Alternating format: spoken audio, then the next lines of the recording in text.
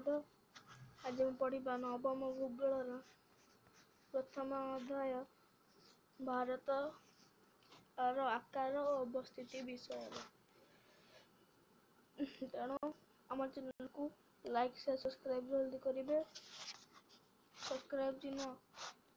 Subscribe କରିବେ। Subscribe କଲେ bail notification ଅଛି, ବେଲ୍ ନୋଟିଫିକେସନ୍କୁ ଅଲ୍ରେ କ୍ଲିକ୍ କରିଦେବେ।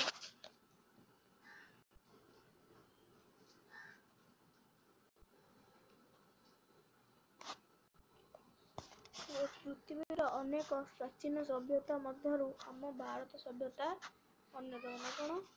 ପୃଥିବୀର ପ୍ରାଚୀନ ସଭ୍ୟତା ଆଗରୁ ଇତିହାସରେ ସବୁ ପଢ଼ିଛ, ବିଭିନ୍ନ ସଭ୍ୟତା, ସିନ୍ଧୁ ସଭ୍ୟତା, ମହେଞ୍ଜୋଦାରୋ ସଭ୍ୟତା, ଏ ସଭ୍ୟତା ବିଷୟରେ ପଢ଼ିଛ। ସେଇ ସଭ୍ୟତା ଭିତରେ ଭାରତୀୟ ସଭ୍ୟତା ସେଥିରୁ ଅନ୍ୟତମ ବା ବହୁତ ପୁରାତନ ସଭ୍ୟତା ଅଟେ। ଭାରତରେ 121 କୋଟିରୁ ଅଧିକ ଲୋକ ଅଛନ୍ତି ଏବଂ ସେଥିରେ ଅନେକ ଜନବସତିରେ ପରିପୂର୍ଣ୍ଣ ଅଟେ। ଆମ ଭାରତ ସୁଉଚ୍ଚ ପର୍ବତ ଶ୍ରେଣୀ, ମାଳଭୂମି, ଘନ ଅରଣ୍ୟ, ଅସଂଖ୍ୟ ନଦ ନଦୀ, ଉର୍ବର ସମତଳ ଭୂମି, ମରୁଭୂମି, ବିବିଧ ପ୍ରକାରର ଜୀବଜନ୍ତୁ ଦେଖାଯାନ୍ତି। ଭାରତରେ ସୁଉଚ୍ଚ ପର୍ବତ ଶ୍ରେଣୀ, ମାଳଭୂମି, ଘନ ଅରଣ୍ୟ, ଅସଂଖ୍ୟ ନଦ ନଦୀ, ଉର୍ବର ସମତଳ ଭୂମି, ମରୁଭୂମି, ବିବିଧ ପ୍ରକାରର ଜୀବଜନ୍ତୁ ଆଦି ଦେଖାଯାନ୍ତି। ବିଭିନ୍ନ ଭାଷାଭାଷୀ ଓ ଧର୍ମାବଲମ୍ବୀ ଲୋକମାନେ ବାସ କରନ୍ତି। ଭାରତରେ ବିଭିନ୍ନ ଧର୍ମାବଲମ୍ବୀ ଏବଂ ବିଭିନ୍ନ ଭାଷାଭାଷୀ ଲୋକ ବାସ କରନ୍ତି। ଯେମିତି ଆମେ ଓଡ଼ିଆ, ଆମର ଭାଷା ହେଉଛି ଓଡ଼ିଆ। ବଙ୍ଗାଳୀ, ସେଭଳି ବିଭିନ୍ନ ଭାଷାଭାଷୀର ଲୋକ ଏଠି ବାସ କରନ୍ତି।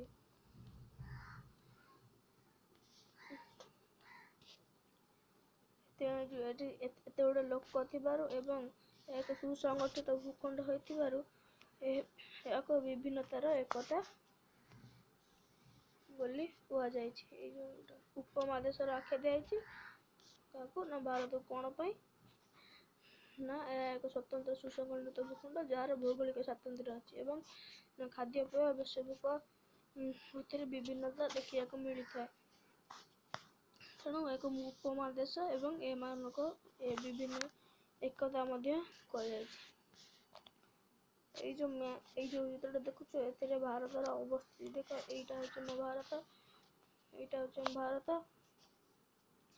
ଭାରତ ମହାସାଗର, ଏଟା ଆରବ ସାଗର, ଏଟା ବଙ୍ଗୋପସାଗର, ଏଠି ଆମର ଶ୍ରୀଲଙ୍କାଟା ଅଛି, ଆଣ୍ଡାମାନ ନିକୋବର, ଚାରିପଟେ ଦେଶମାନେ ସବୁ ଘେରିକି ଅଛନ୍ତି ଭାରତକୁ। ଏ ମାନଚିତ୍ର ଦେଖ।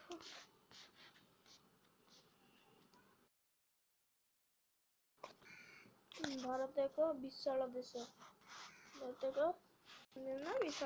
ବିରାଟ ଦେଶ। ମୂଳ ଭୂଖଣ୍ଡ ଦୁଇଟି ଦ୍ୱୀପପୁଞ୍ଜକୁ ନେଇ ଗଠିତ। ମୂଳ ଭୂଖଣ୍ଡଟା କୋଉଟା ନା ଦୁଇଟା ଦ୍ୱୀପପୁଞ୍ଜକୁ ନେଇ ଗଠିତ। ଏ ମୂଳ ଭୂଖଣ୍ଡ ଓ ଦୁଇଟି, ଏଇଟା ହେଉଛି ଦୁଇଟା ମୂଳ ଭୂଖଣ୍ଡ ଯୋଉଟା ଏମିତି ହେଇଛି, ଏଇଟା ହେଉଛି ଆମର ମୂଳ ଭୂଖଣ୍ଡ, ଏଇଟା କାଶ୍ମୀର କନ୍ୟାକୁମାରୀ ପର୍ଯ୍ୟନ୍ତ, ଏଇଟା ହେଉଛି ମୂଳ ଭୂଖଣ୍ଡ। ଦୁଇଟି ଦ୍ୱୀପ ହେଉଛି ଲାକ୍ଷାଦ୍ୱୀପ, ଏଇଟା ହେଉଛି ଆଣ୍ଡାମାନ। ଏଇପଟେ ଯୋଉଟା ହେଉଛି ଦୁଇଟା ଦ୍ୱୀପପୁଞ୍ଜ ହେଉଛି ନେଇକି ଗଠିତ। ଗୋଟେ ହେଲା କ'ଣ ଦକ୍ଷିଣ ପୂର୍ବ ଭାରତରେ, ଏଇଟା ହେଉଛି ଦକ୍ଷିଣ ପୂର୍ବ, ଏଇଟା ହେଉଛି ଦକ୍ଷିଣ, ଏଇଟା ହେଉଛି ପୂର୍ବ।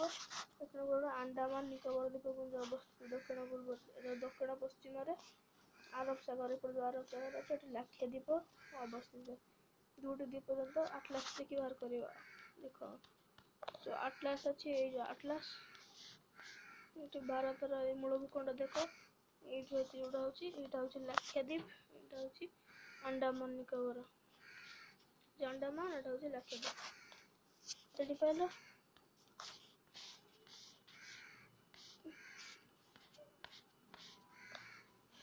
ଦ୍ୱୀପପୁଞ୍ଜ ଓ ଲାକ୍ଷାଦ୍ୱୀପପୁଞ୍ଜ,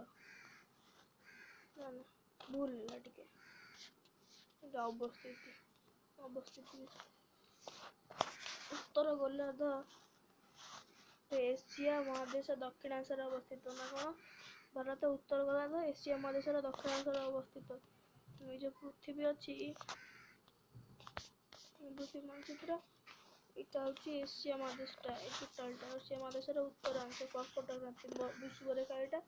ବିଶ୍ୱ ମହାଦେଶର ଉତ୍ତର ଅଂଶକୁ ଏସିଆ ମହାଦେଶ, ଏସିଆ ମହାଦେଶର ଦକ୍ଷିଣକୁ ଆମ ଭାରତଟା ଅବସ୍ଥିତ ଅଟେ।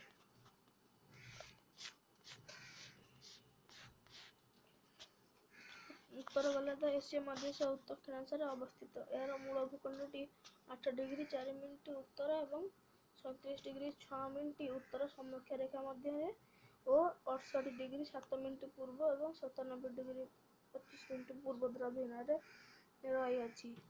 ଏଠାକୁ ଘୋଷିକି ମନେ ରଖିବ। କର୍କଟ କ୍ରାନ୍ତି 23 ଡିଗ୍ରୀ 30 ମିନିଟ୍ ଉତ୍ତର ଏବଂ ମଧ୍ୟଭାଗଟି କଳ୍ପନା କରାଯାଇଛି। ଯେଉଁ କର୍କଟ କ୍ରାନ୍ତି ଅଛି ଭାରତରେ କର୍କଟ କ୍ରାନ୍ତି ଦେଇକି ଯାଇଛି। ଏ କର୍କଟ କ୍ରାନ୍ତିଟା ଏତିକି ଡିଗ୍ରୀ ଯେଉଁ 23 ଡିଗ୍ରୀ 30 ମିନିଟ୍ କଳ୍ପନା କରାଯାଇଛି। ଫଳତଃ ଭାରତ ସମ୍ପୂର୍ଣ୍ଣ ରୂପେ ଉତ୍ତର ଗୋଲାର୍ଦ୍ଧର ଉପକ୍ରାନ୍ତୀୟ ଏବଂ କ୍ରାନ୍ତୀୟ ମଣ୍ଡଳରେ ରହିଅଛି। ଯାହାଫଳରେ ଆମ ଭାରତଟା ଉତ୍ତର ଗୋଲାର୍ଦ୍ଧର ଉପକ୍ରାନ୍ତୀୟ ଏବଂ କ୍ରାନ୍ତୀୟ ମଣ୍ଡଳରେ ରହିଅଛି।